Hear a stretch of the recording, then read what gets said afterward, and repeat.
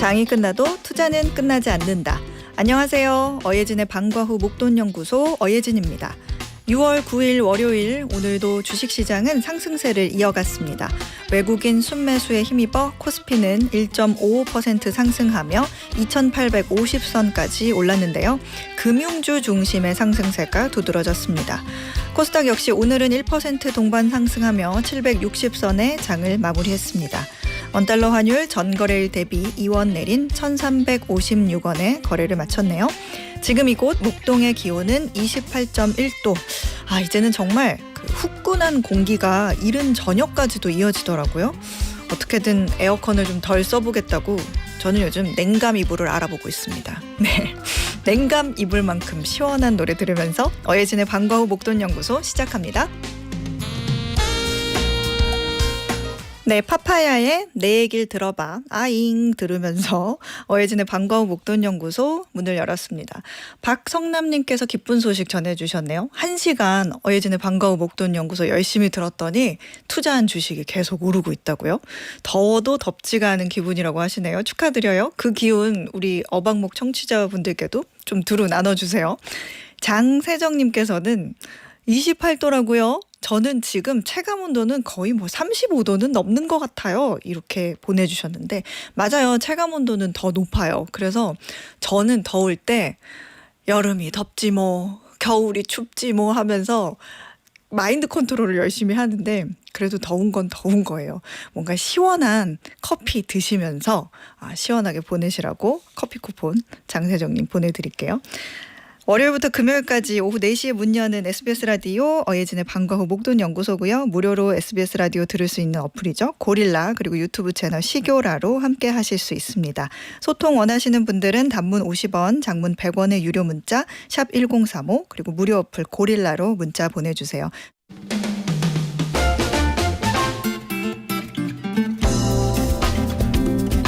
저 어예진이 직접 고른 꼭 알아야 할 뉴스 어뉴스 오늘도 배달 왔습니다.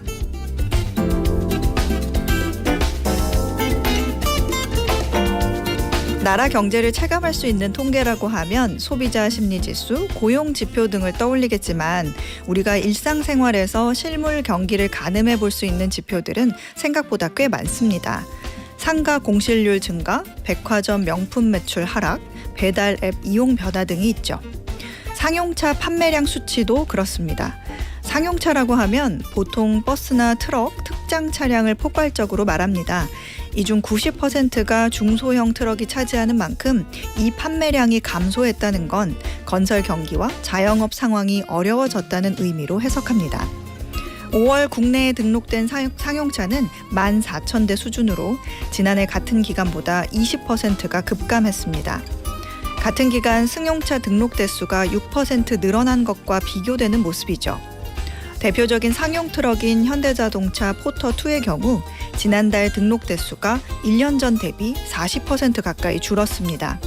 판매 부진으로 현대차 울산 공장은 주말 특근 일감이 사라졌습니다. 자영업자들은 이런 상황입니다. 요즘 건설 경기가 안 좋으니 신규 아파트 입주도 줄고 주택 가격도 오르면서 이사하는 사람들이 적어졌죠. 이삿짐 센터는 새 트럭을 살 이유가 없어졌습니다. 인테리어 업체도 가구점도 마찬가지고요. 고물가에 사람들이 외식을 안 하다 보니 식당, 카페도 식재료 구매가 줄었습니다. 식자재 납품업체들도 새 트럭은커녕 일감이 감소했습니다. 결국 일거리가 줄어드니 자영업자들도 줄고 새로 창업할 일은 더더욱 줄어드는 결과로 이어집니다.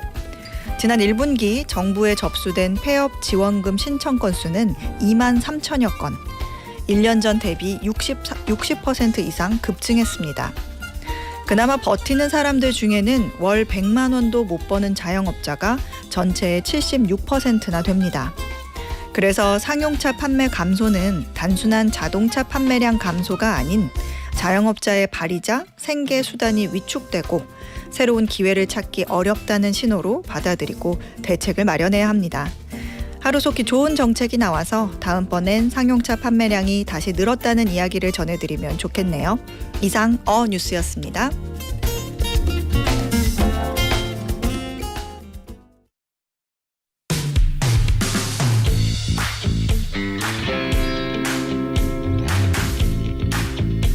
시장 읽는 눈을 키우는 마켓 인사이트.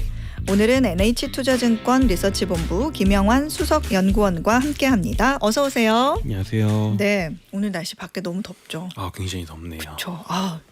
대선 이후에 허니문 랠리가 이어지는 모습이니까 좀 장이 올라서 기분이 좋은 분들은 그래도 문자에서도 소개해드린 것처럼 더워도 더운 줄 모르는 그런 기분이실 텐데 오늘도 시장이 많이 올랐어요. 특히 외국인 수급이 대선 전날부터 해가지고 오늘까지 쭉 이어지는 모습인데 이거를 어떻게 보면 단순히 신정부 어떤 정책 기대감만으로 해석하기에는 원전 관련주도 많이 좀 오르는 것 같고 그래서 다른 요인들이 조금 있을 것 같긴 한데 외국인들이 특히 어떤 이유로 어떤 업종을 중심으로 좀 매수가 이루어지고 있는지 설명을 좀 부탁드릴게요.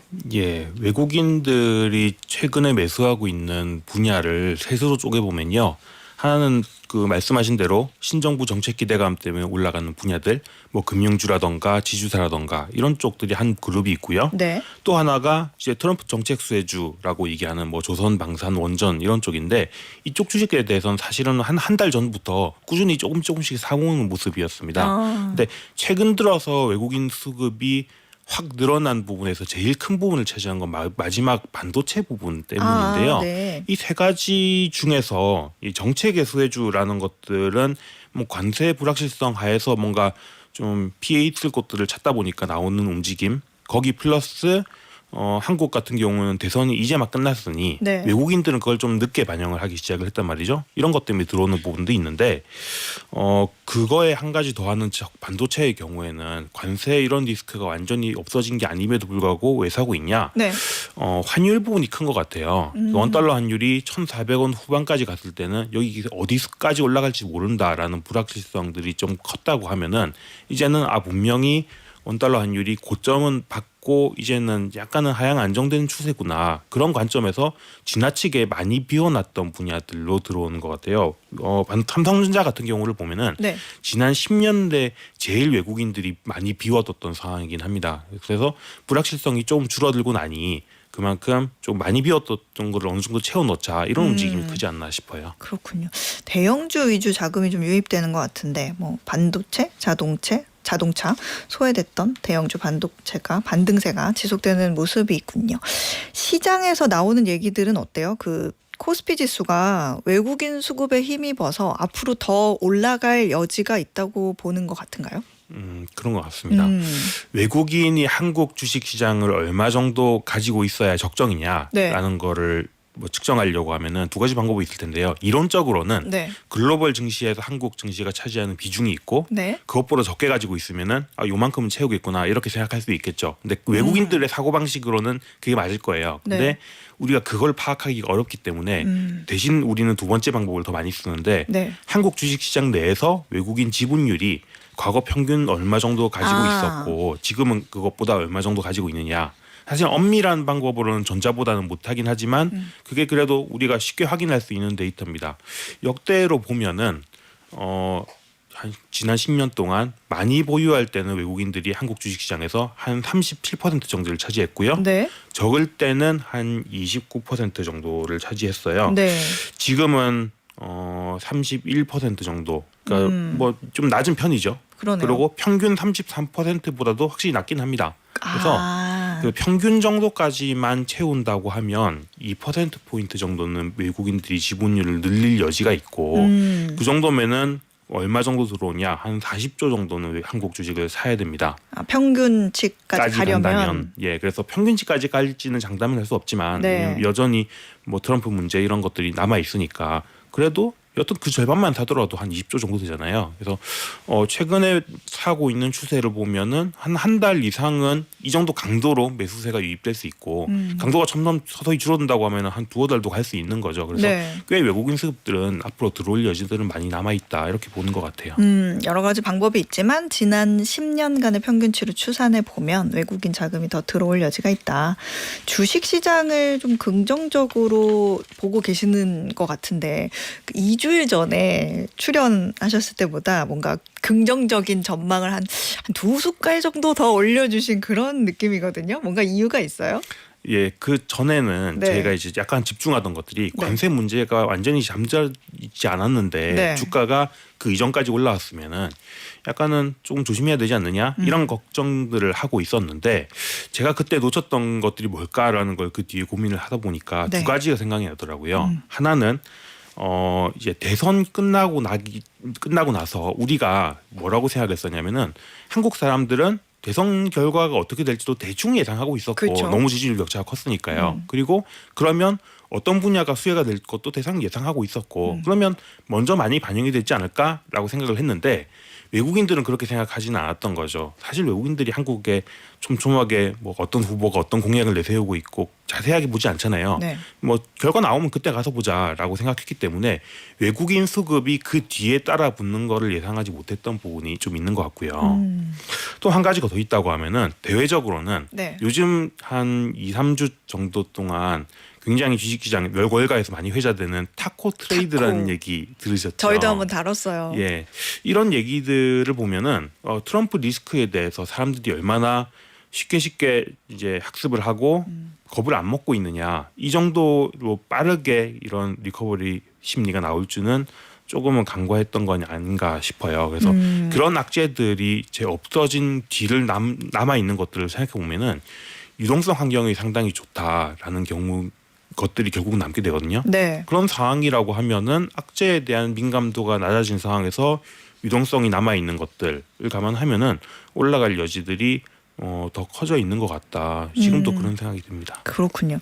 그러면 말 나온 김에 그 대외 환경 얘기를 좀 해보면 이제 트럼프 리스크는 더 이상 그 예전만큼 무게감이 좀 떨어졌다고 봐야 될까요? 왜냐하면 오늘도 트럼프 관련 기사들이 쏟아지기는 했거든요. 예. 네. 트럼프가 최근에 하고 있는 얘기들을 보면은 네. 약간 이게 이전보다는 그렇게 이리저리 치고받는 강도는 조금 떨어진 것 같긴 해요. 트럼프가 이제 지난주에 얘기했던 게 4월 6일까지 최선의 제한을 해라. 그리고 각 국가들한테 다 서신 발송했다. 네. 이런 얘기를 하면서 위협의 강도를 한번 훅 높인 적이 있었는데 그러면 이제 우리가 그 4월 6일까지 그런 거 없으면 뭐 하는 거지? 또 보복한다는 얘기인가? 겁을 먹었는데 그런 게 없이 유야무야 지난 주말이 지나갔단 말이죠. 그렇죠. 6월 4일까지 뭐 별 일이 없었죠. 예. 뭐 그러고 나서 그 다음에 뭐 저 백악관 대변인이 거기에 대해서 얘기를 요구하니까 한 얘기가 이거 마감 시간 얼마 안 남았다는 걸 우린 리마인드 한 것뿐이야. 뭐 이런 정도로 톤을 낮춰가지고 그냥 넘어갔단 말이에요. 그렇게 미국도 빠르게 협상이 될 거란 기대감이 점점 좀 낮아지고 있는 것 같긴 해요. 미국 행정부 내에서도. 아. 예. 그러고 또 하나는 이제 중국과의 관계에 대해서도 자꾸 지난주까지는 기대감을 끌어올렸던 게 시진핑이랑 꼭 통화할 거야. 네. 였고 주말 지나니까 통화했는데 그래서 내가 뭐 히토리 문제 해결했어라고는 했지만 그 뒤에 다른 문제에 대해서는 아직까지는 협상이 진행된 건 없고 그러니까 이런 식으로 그렇게 강한 어조로 위협을 하는 단계는 조금 지나간 것 같아요. 그런 상황이 있는데 그러면 트럼프가 최근에 공을 많이 들이는 건 뭐냐? 주말 사이에 약간은 충격적인 발언이 있었던 게 네. 연준 의장 인선을 검토하고 있다라는 맞아요. 얘기가 나왔어요. 네. 생각해보면 4월에도 그런 얘기 한번 있었잖아요. 맞아요. 근데 금융시장 반응이 좀 달라지고 있어요. 그럼 파월 해임한다는 얘기야? 라고 생각하고 4월 말에는 금리가 급등했었는데 이번에는 썩 그렇진 않았거든요. 제 생각에는 이런 것들이 무역 협상에 대해서는 조금 트럼프 스스로도 기대감을 좀 내려놓고 물건 좀 더 사주면은 그냥 어느 정도 좋게 넘어가자 이런 식으로 톤이 바뀌고 있고 그럼 트럼프가 내세우는 다음 아젠다는 약간 저금리를 더 강하게 유도하려고 하는 정책이다. 그리고 시장도 그거에 대해서 이상하게 생각하지 않는 분위기가 돼가는 것 같아요. 이런 것들이 최근의 움직임이고 금융시장이 이런 부분을 나쁘지 않게 해석하고 있다. 그런 생각이 듭니다. 근데 그 트럼프 대통령이 이미 말씀하셨지만 여러 번 금리 인하를 강하게 요구를 했기 때문에 저금리 환경을 만들고 싶어 한다는 거는 익히 알고는 있는데 그 4월에 파월 연준 의장 해임을 얘기할 때는 오히려 금리가 올랐단 말이죠. 예. 그래서 이번에 또 차기 연준 의장에 대한 뭐 발표를 곧 할 거다 이렇게 얘기를 기자들한테 하면서 해임을 시사했을 때 이게 어떻게 또 저금리 유도로 연결이 될 수 있을까? 이런 의문이 들어요. 예, 이게 그 4월 이후에 변화된 것들을 조금 생각해 볼 필요가 있는 것 같아요. 네. 지금 차기 연준 의장 후보라고 언론에서 나오고 있는 인물이 뭐 케빈 워시라는 인물인데요. 네. 케빈 워시. 이 사람은 네. 그 월가에서도 일을 한창 했었고요. 모건 스탠리에서 일을 했었고, 네. 그리고 백악관에서 경제 뭐 조언하는 참모로도 일을 했었고, 연준 그 위원으로도 일을 했었거든요. 이랬던 사람인데 이 사람이 기본적으로는 그렇게 항상 초저금리 해야 된다라거나 아니면 엄청 정치적인 사람이 아닙니다.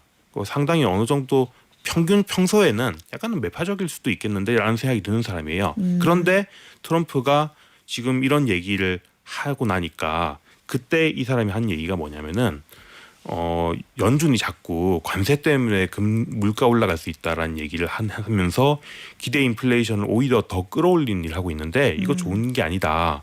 어차피 기대 인플레를 통제해야 되는 게 연준의 입장이고 그러면 실제로 관세가 안 이렇게 부과되지 않은 상황에서 자꾸 그런 얘기하는 게 좋은 게 아니고 실제로 정책이라는 거는 그때 가서 대응하는 건데 네. 기대 인플레를 먼저 잡을 수만 있으면 실제로 물가 안 높이면서 그냥 물가 안정화되고 금리도 낮추고 하는 것들 다 가능하다 이런 얘기를 하고 있어요. 네. 근데 이 얘기는 사실은 관세로 인해서 인플레가 실제로 올라간다고 생각하면 이상한 얘기거든요. 그럴 수밖에 없죠. 그런 기사들도 많이 나오긴 했어요. 예. 네. 그래서 아마도 이 사람의 생각이 지금 트럼프의 정책 기조랑 맞물려서 생각해 보면은 어차피 트럼프는 금리 관세 인하해 줄 거고 물가 지나치게 안 올리는 상황으로 만들 텐데 자꾸 연준에서 뭐 이거를 설레발 쳐가지고 물가 올라갈 거니까 이렇게 분위기를 조성하지 말아라. 그래서 내가 되면 이런 금리를 그러니까 관세를 낮춰줄 거를 감안해서 통화 정책 짤 수 있다. 약간 그러니까 트럼프 입장에서 자기 그 메시지가 연준 안으로 잘 침투를 못한다고 생각을 하니 자기의 속마음을 잘 아는 사람을 이 안으로 심고 싶다 이런 마음이 크지 않나라는 생각이 드는 거죠. 그리고 그런 상황이 4월이랑은 다르게 지금은 조금 시장이 동의를 얻어가고 있는 부분이 4월에는 트럼프가 굉장히 강하게 관세 얘기를 세게 하고 있는 상황이었으니까 네. 이런 것들이 안 먹혔는데 지금은 점점점 관세에 대한 톤 다운하는 상황에서 이런 인사가 하는 얘기가 같이 나오니까 이 얘기는 관세에서도 물러난다는 얘기 아니냐? 그러면 뭐 물가 금리나 빨리 해줘도 되잖아라는 식의 동의를 금융시장 내에서도 좀 얻고 있다라는 거죠. 그런 부분이 달라진 거 플러스 이 사람의 성향을 생각하면은 조금 4월이랑은 금융시장 반응이 다른 것도 좀 동의가 되는 바입니다. 실제로 금리 인하에 적극적인 인물을 임명하면 좀 장기적으로 저금리 유도로 이어질 가능성이 있다. 아까 말씀하신 김에 그 얘기도 짧게 좀 해보죠. 초대형 은행에 대한 그 금융 규제 완화 얘기도 트럼프가 하나 하고 있거든요. 근데 그것도 어떻게 보면 그 저금리 유도로 가는 과정에서 무기라고 할 수 있을 것 같은데 그거를 이제 SLR 서플리멘터리 레버리지 레이시오 그걸 SLR 완화 이렇게 얘기를 하는데 그 얘기 요즘 많이 들리거든요. 이거는 구체적으로 무슨 얘기예요? 예, 그러니까 트럼프가 항상 이제 금융 규제 완화한다 이런 얘기들을 우리가 많이 했었잖아요. 네. 이 SLR 규제라는 게 뭐냐면은 그 미국 은행들이 그 자기 자본 대비 얼마만큼의 부채를 가져갈 수 있느냐, 그러니까 총 자산을 가져갈 수 있느냐라는 거예요. 이 우리가 초대형 은행이라고 얘기하는 데들, 네. 뭐 시티은행, 뭐 웰스파고, JP모건 네. 이런 데들은 자기 은행의 총 자산 대비 그 자본금을 5%는 가져가야 됩니다. 근데 이 규제가 상당히 센 규제거든요. 왜냐하면 우리가 일반적으로는 그 은행의 규제를 얘기할 때 많이 위험한 자산은 조금만 가져가고 그렇죠. 우량한 자산은 좀 많이 들고 갈 수 있게 해주는 게 관례인데 네. 이 SLR 규제는 아무리 우량한 자산이라도 기본적으로 자산을 취득했으면 그건 다 위험한 거야 라는 생각을 하는 겁니다. 그렇게 간주를 한다. 예, 그래서 가장 우량한 자산인 미국 국채도 너무 많이는 못 들게 갖는 규제예요. 네. 그래서 이 규제를 완화해 준다는 거는 미국 은행들이 국채를 많이 매입할 수 있게 해준다는 건데 이게 왜 미국 은행들이 그럼 국채를 많이 매입할 거라고 생각하느냐? 그 미국의 초대형 은행들은 하는 역할이 국채 시장에서 하는 역할이 있습니다. 네. 항상 우리가 그런 얘기하잖아요. 미국 재무부가 이번 주에 뭐 10년 만기 채권을 얼마 발행한다. 그런 뭐 발행 시장 얘기를 하게 되는데 거기서 응찰률이 낮으면은 금리가 올라가고 이런 얘기를 하잖아요. 근데 이 은행들이 이 응찰률이 떨어졌을 때 그 남은 물량들을 다 받아가는 역할을 해요. 뭔가 잔반 처리 같은 그런 기분이니까. 그렇죠. 그러니까 우리가 그걸 뭐 프라이머리 딜러라고 네. 얘기하는데 네. 그러니까 최종적으로 나머지 사람들이 다 그걸 원하지 않을 때 마지막에 우리가 최종 인수를 해준다라는 역할을 하는 거고요. 그 가지고 있다가 뭐 시장이 정상화되면은 조금 더 좋은 가격에 팔면은 자기들이 거기서 또 이득을 얻을 수 있으니까요. 그런 역할을 하는데 얘네들이 그 국채를 가지고 갈 수 있는 여력 자체가 적어져 있는 상황이었던 거예요. 그래서 정부가 이거를 열어주면은 우리가 미국 국채 금리를 안 높이면서 정책을 또 끌고 갈 수 있다. 그런 거고요. 이게 지난주로 마지막 퍼즐이 맞춰졌습니다. 연준에서 이 SLR 규제 완화를 주장하는 분이 이제 최종 그 규제 담당자가 되면서 부의장이 되면서 이제는 금방 이거 풀릴 거다라는 얘기들이 많이 하고 있는 상황이에요. 퍼즐이 다 맞춰졌군요. 오늘 굵직한 대회 소식들 여러 전해주셨는데 한 지금 40초 정도 남았거든요. 가시기 전에 한번 싹 정리를 해주신다면요. 예, 앞서서 이제 그 대내 얘기 말씀드릴 때 조금 정책 수혜 이런 부분들에 대해서는 외국인 수급 많이 들어올 수 있다. 그런 네. 상황이면은 일정 시장은 갈 수 있지 않겠느냐. 그리고 거기에 더불어서 관세 이슈도 잠잠해지고 금리 인하도 가능해진다. 이런 환경이 되면은 조금은 그런 정책 수혜주 쪽으로의 관심들이 더 갈 수 있을 것 같고 네. 주식시장 자체도 좀 지수 레벨도 좀 높게 볼 수 있지 않을까라는 생각이 드네요. 네, 알겠습니다. 지금까지 NH투자증권 리서치본부 김명환 수석연구원이었습니다. 고맙습니다. 감사합니다. 매주 월요일부터 금요일 오후 4시부터 5시까지 경제에 관한 모든 것을 충전하는 시간 SBS 라디오 어예진의 방과후 목돈연구소와 함께하고 계십니다. 김창룡님께서 저희 아들은 혼자 모기에 물려서 여기저기 긁더니 붉게 부어올랐어요. 잘 때도 땀을 흘리니까 모기들이 아이만 공격하나 봐요. 맞아요. 이제 슬슬 모기의 계절이 오기 시작했어요. 아이들이 땀을 많이 흘려서도인 것 같고 뭐 지금 검증된 건 아니지만 피가 가장 건강하고 맛있어서 그런가 이런 생각도 드는데 그래서 저는 그 제라늄이나 뭐 구문초 이런 그 식물 있잖아요. 그 화분을 키워요. 그 키우고 그다음에 뭐 유칼립투스 뭐 이런 태국향 막 동남아 향 있잖아요. 그런 오일을 사서 디퓨저를 만들어 가지고 여기저기 집안 곳곳에 해놓거든요. 그게 모기들이 싫어하는 향이 있대요. 그래서 그런 거를 좀 해놓고 있으면 비염에도 좋고 그렇더라고요. 추천드립니다. 네. 자, 그러면 오늘의 퀴즈 풀고 2교시로 넘어가 보겠습니다. K컬처가 전 세계를 휩쓰는 이때 K뮤지컬도 그 기세를 더하고 있습니다. 이미 소식 전에 들으신 분들도 많으실 텐데요. 대학로에서 시작한 한국 창작 뮤지컬로 미국 브로드웨이에서 큰 인기를 끌고 있는 작품이죠. 어쩌면 해피엔딩이 공연계의 아카데미상으로 불리는 이 상의 다수 부문에서 수상을 했습니다. 10개 부문에서 후보로 올라서 작품상, 연출상, 각본상, 작사, 작곡상, 무대 디자인상, 나무주연상 등 모두 6개의 트로피를 들어 올렸는데요. 여기서 퀴즈입니다. 연극 뮤지컬계의 가장 권위 있는 상으로 유명 연극인인 마리 앙투아네트 토니 페리의 이름을 따서 만든 이 상의 이름은 무엇일까요? 보기 나갑니다. 1번 토니상, 2번 강타상, 3번 우혁상. 정답 아시는 분들은 단문 50원, 장문은 100원의 유료 문자인 샵 1035나 무료 어플 고릴라로 보내주세요. 당첨되신 분들 가운데 추첨해서 편의점 상품권 보내드리겠습니다.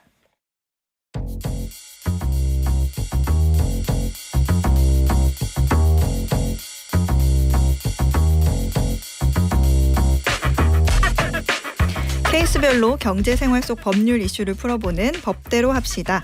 오늘도 법무법인 로윈의 조세영 변호사가 법대로 해결하는 법 알려드려요. 어서 오세요. 안녕하세요. 조세영 변호사입니다. 네, 조 변호사님 오늘은 어떤 주제인가요? 네, 요즘은 노동의 형태가 다양해졌습니다. 맞아요. 프리랜서로 일하시는 분들도 많고 네. 플랫폼 노동자도 계시고 투잡이나 부업을 하는 분들도 많아졌습니다. 네. 특히 배달 기사, 대리운전, 택배, 그리고 크몽이나 숨고 유튜브 같은 플랫폼 외주 노동을 하시는 분들도 많은 만큼 이런 다양한 비전형 노동의 형태가 생겼는데요. 근데 이런 경우에 근로기준법상의 근로자로 보호받을 수 있을지 오늘은 이 문제를 구체적인 사례와 판례를 통해서 풀어보겠습니다. 그러네요. 뭔가 개인 사업자라는 생각만 있어서 혹시 비전형 근로로 인한 문제로 고민이 있으신 분들 계시면 단문 50원, 장문 100원의 유료 문자 샵 1035 무료 어플 고릴라로 사연 보내주시면 조세영 변호사님이 조언을 해드리겠습니다. 자, 일단은 법적으로 근로자라는 거는 어떻게 정의가 돼 있는지부터 우리가 알아야 될 것 같아요. 네, 근로기준법 제2조 제1항에 따르면 근로자란 사용자에게 종속적 관계에서 임금을 목적으로 근로를 제공하는 자라고 규정이 돼 있습니다. 여기서 종속적 관계라는 거는요. 단순히 뭐 돈 받고 일했다 이런 의미가 아니라 출근 시간과 방식을 통제받고요. 또 업무 지시와 감독을 받고 또 처벌이나 제재를 받을 가능성이 있다라는 등의 사용자의 지휘 명령을 받는 구조가 있어야 됩니다. 아, 그런데 뭐 조금 전에도 말씀드렸지만 프리랜서나 뭐 아니면 플랫폼 노동자들의 계약서 같은 걸 보면 뭐 개인 사업자 아니면 프리랜서 이렇게 적혀 있지 않아요? 네, 많은 경우 계약서에는 프리랜서 계약, 뭐 용역 계약, 네. 위탁 계약 이런 형태로 계약을 많이 진행을 하는데요. 이 계약서 명칭에 상관없이 실제 업무 내용과 그 관계성이 더 중요합니다. 그래서 대법원 표현을 보면요. 실질을 기준으로 근로자 여부를 판단해야 한다라고 아주 명시적으로 판시를 하고 있습니다. 그 실질이라는 것은 업무 내용을 사용자가 정하고요.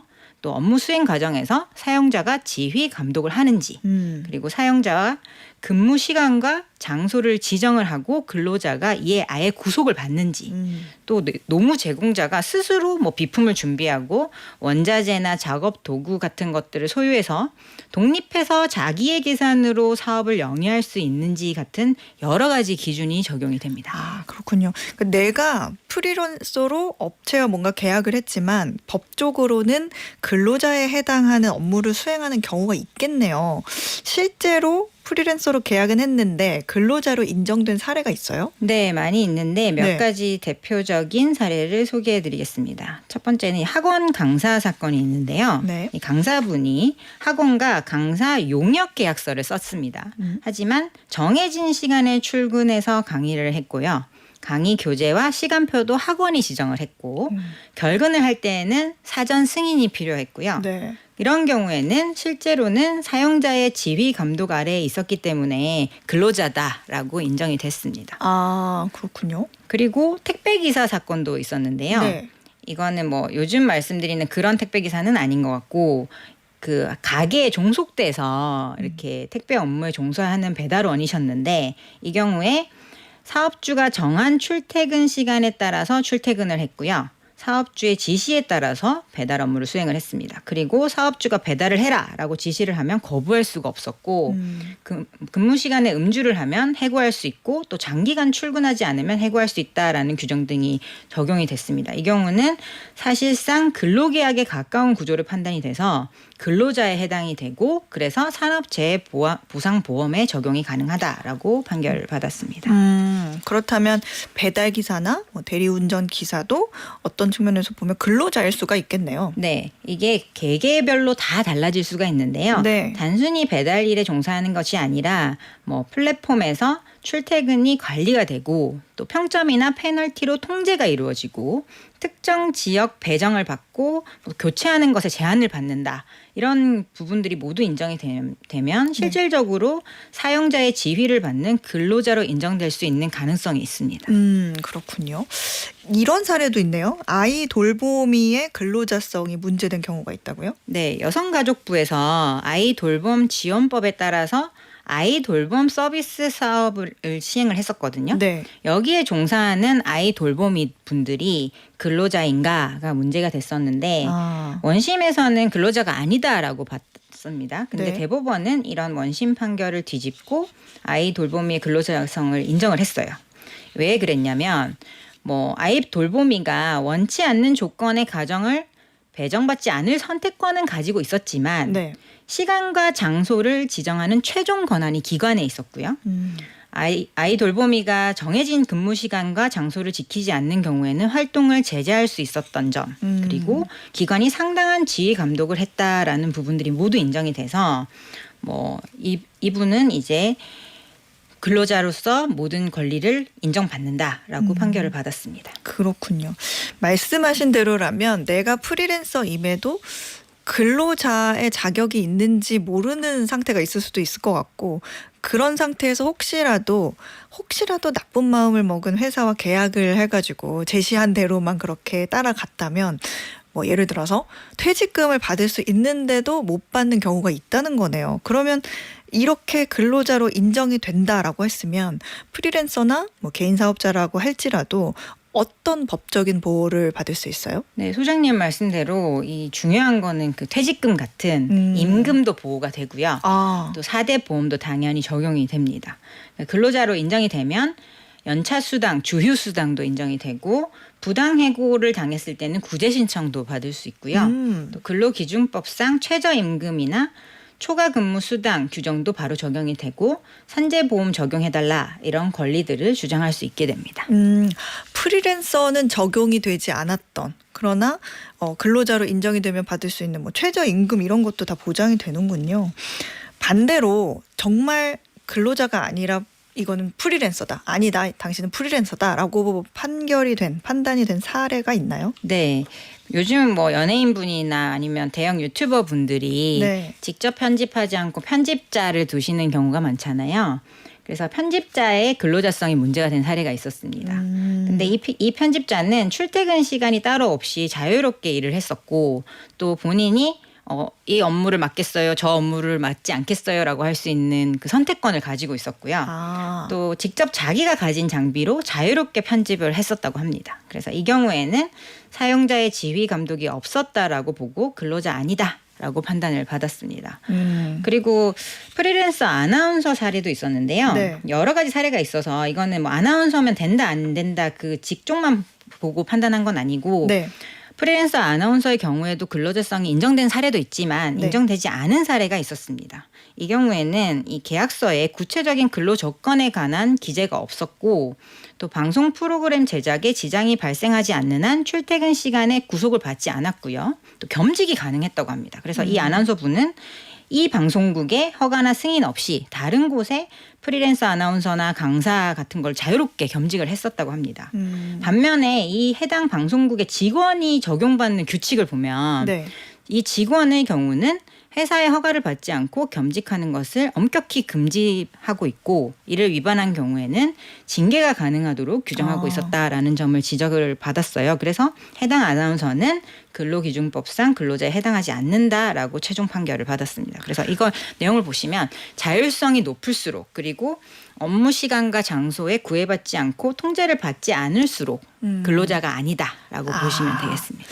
말씀을 쭉 들어보니까 저는 근로자일 가능성이 어디서나 참 낮네요. 다른 데서도 많이 활동하셔야 되니까요, 네. 소장님. 그렇습니다. 네. 그 방송을 들으시는 분들 중에 여지껏 몰라서 좀 손해를 보신 분들도 계실 테고, 내가 그러면 근로자인겨 아닌겨 이렇게 헷갈리시는 분들도 계실 텐데, 근로자로 인정받으려면 어떻게 해야 돼요? 네, 계약서 글자만 보지 마시고요. 네. 실제로 출퇴근 시간이 엄격히 정해져 있었다라는 점, 그리고 업무 지시를 정확히 받았다, 그리고 급여가 정기적으로 일정한 금액으로 지급되었다라는 점들을 입증할 수 있는 증빙 자료들을 많이 확보해 두시는 게 중요합니다. 그래서 산재를 입으셨다면 근로복지공단 측에 산재 신청했을 때 거부를 당한다면 그에 관한 소송도 가능하고요. 또 법원에 근로자 지위 확인 소송 같은 것도 가능하고, 고용노동부에 부당해고 구제 신청 부분도 진행하실 수가 있습니다. 아, 계약서에 프리랜서라고 써져 있어도 그 내용에 따라서 내가 하는 일에 따라서 다를 수가 있군요. 근로자로 판단을 받을 수가 있군요. 그러니까 잘 봐야겠네요. 네, 맞습니다. 프리랜서인데도 만약에 회사가 뭐 회사 메일이라든지 뭐 사무실 책상, 뭐 팀 회의 이런 거를 요구하는 경우도 있는데 종종 그러면 근로자 지위가 인정될 가능성은 또 높겠네요. 네, 맞습니다. 이게 전형적으로 그냥 근로자인 경우에 제공되는 그런 부분들이니까요. 네. 이럴 때는 근로자성이 인정될 가능성이 높습니다. 출근 장소가 고정돼 있고 네. 팀 단위의 업무 협조가 필요하고 또 조직 내 의사결정 과정에 직접 참여하는 이런 요소들이 있다면 실질적으로 이 직장의 조직의 일원이다라고 보는 게 타당하기 때문입니다. 최근 대법원 판결이 하나 있었는데요. 네. 이 수입 자동차 판매 대리점과 판매 용역 계약을 체결하고 업무를 수행했던 카마스터 분이 계셨어요. 이분의 근로자성이 인정됐던 사례가 있었습니다. 이분은 출근 시간이 뭐 명시적으로 몇 시다라고 정해진 건 아니었지만 자율적인 출퇴근은 아니었다고 해요. 이게 약간 눈치를 보는 상황이었고 네. 사실상 보면 정시 출퇴근을 하는 상황이었다. 그리고 오전에 무조건 회의를 참석해라라고 강제를 받았던 점이 있었고요. 외근을 할 때는 활동 내역을 사진으로 찍어서 지점장이나 대표에게 보고해라. 이런 요구를 받았고요. 또 대표가 판매 목표 달성을 독려하고 그 상담했던 내용들, 고객을 상담했던 내용들을 SNS에 반드시 올려라. 그리고 CCTV를 통해서 근태도 체크하고 복장도 체크하고 직원들보다 더 까탈스러운 것 같은데. 네. 이렇게 너무 굉장히 타이트하게 관리를 받았던 네. 이런 경우에는 실제로 뭐 형식적으로는 사업소득세를 원천 징수하고 4대 보험에 가입하지 않았음에도 네. 근로기준법상 근로자에 해당한다라고 봤습니다. 김태환님께서 우리나라는 5인 미만 사업장은 혜택이 무용지물입니다. 연차, 월차 없이 일한 지 10년이 넘었어요. 저 쉬면 일할 사람이 없거든요. 라고 보내주셨어요. 이 얘기가 위로가 될지 모르겠지만 김태환님은 진짜 대체 불가, 에이스, 핵심 인력. 네. 그렇게 생각하시면서 그래도 연차, 월차가 낼 수 있도록 직원들이 좀 늘어나서 회사도 잘 되고 그래서 좋은 환경이 갖춰졌으면 좋겠네요. 다음 질문도 드려볼게요. 대리 운전을 부업으로 하시는 분들도 있잖아요. 이런 투잡의 경우는 어때요? 네, 이게 주된 직업이 따로 있다 하더라도 부업 자체가 지속적이고 반복적으로 업무 지시를 받고 일정 급여를 받는 구조라면은 네. 그 부업도 근로자성 판단 대상이 되는데요. 뭐 아쉽게도 그냥 단순히 대리운전 아르바이트 정도라면은 이 내용이 그 일하신 만큼 플랫폼에서 받아가는 구조라서 사실은 조금 어렵고 그게 아니라 어떤 업체에 정식으로 소속이 돼서 그 일한 부분에 상당하는 일정한 급여를 계속해서 받는 부분이라면 사실은 근로자성이 인정될 수도 있다. 이렇게 보시면 되겠습니다. 아, 그렇군요. 이거를 내가 기인가 아닌가 맞나 아닌가를 판단할 때는 내가 이런 말씀해 주신 기준으로 그걸 보고 스스로 생각을 해야 돼요? 아니면 그 계약한 업체에 물어봐도 돼요? 당연히 사용자 측에서는 아니라고 할 거기 때문에 네. 노무사분들이나 아니면 그 노무 전문 변호사님들이 많이 계세요. 저기 상담을 일단 받아보시면 그 상담비 자체는 그렇게 크지 않으니까 전문가의 이제 자문을 받고 행동하시는 쪽이 더 낫겠습니다. 만약에 근로자인데 근로자 아닙니다. 프리랜서예요. 라고 업체가 얘기를 했어요. 그러면 나중에 그 업체가 뭐 처벌을 받기도 하나요? 네, 그거는 이제 부당해고 구제라든지 뭐 산재 적용이라든지 나중에 4대 보험 부분을 일괄해서 다시 모두 가입해 줘야 한다는 등의 경제적 제재도 있을 수 있고 어떤 노동법 위반의 부분이 있다면 뭐 처벌도 받을 수 있습니다. 근데 보통은 이제 시간이나 비용적 측면에서 그 괜히 또 일 복잡해지는 거 아니야? 라고 생각해서 선뜻 그렇게 나서지 못하는 분들도 계실 수 있는데 그게 과정이 생각보다 좀 긴가요? 아니면 복잡한가요? 아니면 생각보다 간단한가요? 의외로 또 도와주시는 기관이 많아요. 근로자분은 기본적으로 보호받아야 되는 주체라고 판단이 돼서 네. 뭐 정부 기관이나 지자체 등에 이렇게 도와주시는 분들이 많기 때문에 일단 바로 포기하지 마시고 좀 도움받을 수 있는 기관들이 있나 찾아보시는 게 더 좋겠습니다. 그렇군요. 마지막으로 좀 정리하는 차원에서 한마디 해주신다면요? 네. 내가 일하고 있는 게 거의 뭐 월급 받는 근로자에 준하는데 계약서에 그냥 용역 계약 아니면 프리랜서 계약이라고 돼 있다고 해서 바로 포기하시면 안 되고요. 네. 실제 업무 내용과 사용자의 관계를 보시고 난 근로자에 해당될 것 같은데 라고 보시면 네. 스스로 자신의 권리를 확인하고 또 필요한 경우에는 전문가의 조력을 받아서 적극적으로 한번 대응해 보시기를 권해드리겠습니다. 네. 오늘도 케이스 여러 가지 돌아보면서 굉장히 많은 도움 받은 것 같아요. 노용식님께서 가려운 부분을 시원하게 긁어주시니 쏙쏙 들려옵니다라고 해주셨네요. 네, 지금까지 법무법인 로인의 조세영 변호사였습니다. 고맙습니다. 감사합니다. 네, 퀴즈 정답 확인해 보겠습니다. 오늘 퀴즈에서는 우리나라 창작 뮤지컬 어쩌면 해피엔딩이 올해 토니상 6관왕을 수상했다는 반가운 소식 전해드리면서 퀴즈 드렸어요. 연극 뮤지컬계의 가장 권위 있는 상으로 유명 연극인인 마리 앙투아네트 토니 페리의 이름을 딴 이 상의 이름이 뭔지 여쭤봤었습니다. 정답은 강타상, 우역상 아니고 1번 토니상이었습니다. 왕년의 토니 부인들께서 많이 문자를 보내주셨는데 자, 오늘 편의점 상품권 받으실 세 분 발표해 드릴게요. 7564님 1번 토니상 듣기만 하다 처음 보내봅니다. 도전해 주셨는데 성공. 자, 김정민님 보기 재밌어서 빵 터짐요. 열일하며 들어요 해주셨어요. 이대화님께서는 강타상의 강타씨 얼굴이 생각나면서 빵 터졌습니다 라고 보내주셨네요. 네, 이 세 분께 편의점 상품권 보내드리겠습니다. 축하드립니다. 문자 하나 소개해드리고 마무리할게요. 최현주님께서 택배 배송하고 계신데요. 날씨가 너무 더워서 옷이 땀에 다 젖었다고 그래도 목돈연구소 들으면서 힘내겠습니다 보내주셨습니다. 여름이 되면 정말 택배기사님 고생 많아지시죠? 늘 감사합니다. 시원한 커피 보내드릴게요. 나는 택배 배달이 아니라 많은 사람들에게 행복과 설레임을 전해주는 사람이라고 생각하시면서 힘내세요. 네, 지금까지 어예진의 방과 후 목돈연구소였습니다. 저는 내일 4시에 다시 오겠습니다. 고맙습니다. 마지막 곡은 H.O.T의 빛 띄워드릴게요.